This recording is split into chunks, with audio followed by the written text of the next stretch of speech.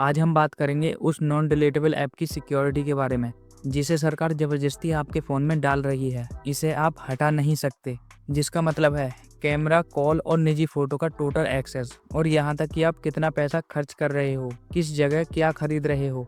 ये वह पहला कदम है जो नॉर्थ कोरिया में यूजर्स के साथ होता है। यही कारण है कि एप्पल ने इसे रिजेक्ट कर दिया। पहले तो समझिए नॉर्थ कोरिया में यूजर्स पर निगरानी का स्तर क्या है।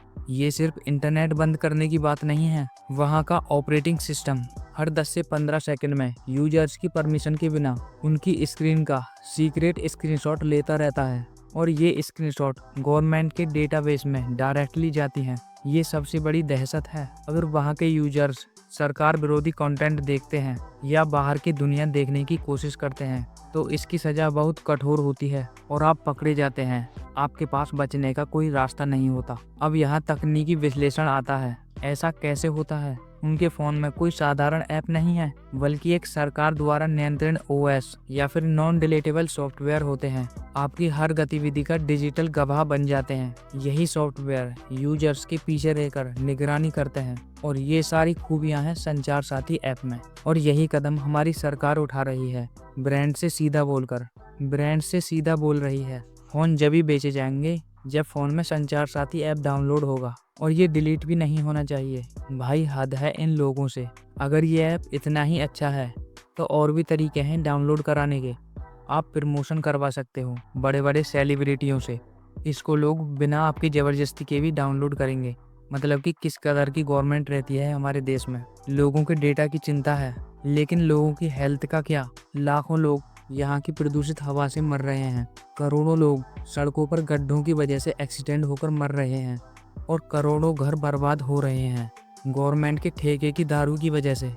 इन बेवकूफ़ों के हिसाब से हमारे डेटा ज़्यादा ज़रूरी है लोगों की जान के हिसाब से। जैसे कि इस ऐप को डाउनलोड करने के बाद सारे फ्रॉड रुक जाएंगे। अगर आप इतनी ही सतर्कता दिखा रहे हो तो उन फ़ोन को बैन क्यों नहीं करते जिसमें फालतू के चाइनीज ऐप्स और ब्लोटवेयर आते हैं, और इंडिया के यूजर्स का डेटा चाइना जैसी गवर्नमेंट के पास जा रहा है।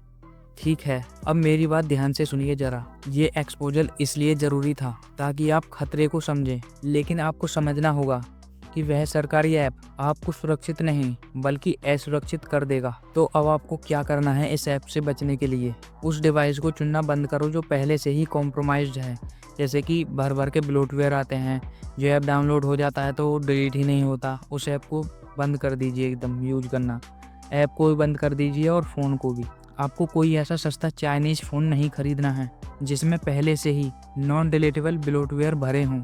अपने बजट के हिसाब से 15 से 20 तक बढ़ाओ। अगर बजट की परवाह नहीं है तो एप्पल खरीद लो आँख मीच करके, वरना एक क्लीन सैमसंग डिवाइस लो।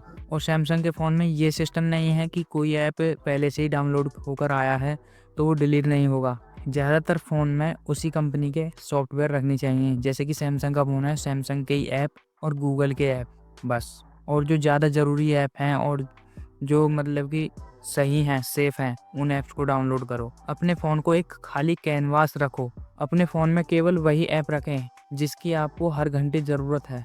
याद रखें, ज़्यादातर फालतू के ऐप्स में मालवेयर होता है और असुरक्षित भी होता है। और अब वीडियो के एंड में एक सबसे बड़ी और अच्छी खबर। जब इंडिया के यूजर्स ने और कुछ फ़ोन कंपनियों ने इसे मना कर दिया डाउनलोड करने के लिए, और लोगों ने भी मना कर दिया, ऑब्जेक्शन उठाने लगे विपक्ष के लोग, तो अब इसमें क्या सिस्टम लाने वाले हैं कि आप इसको ज़बरदस्ती आपके फ़ोन में डाउनलोड नहीं कराया जाएगा, और ये डाउनलोड होगा भी तो आप इसको डिलीट कर सकते हो और डाउनलोड अपनी मर्ज़ी से कर सकते हो। ये सबसे बड़ी न्यूज़ है।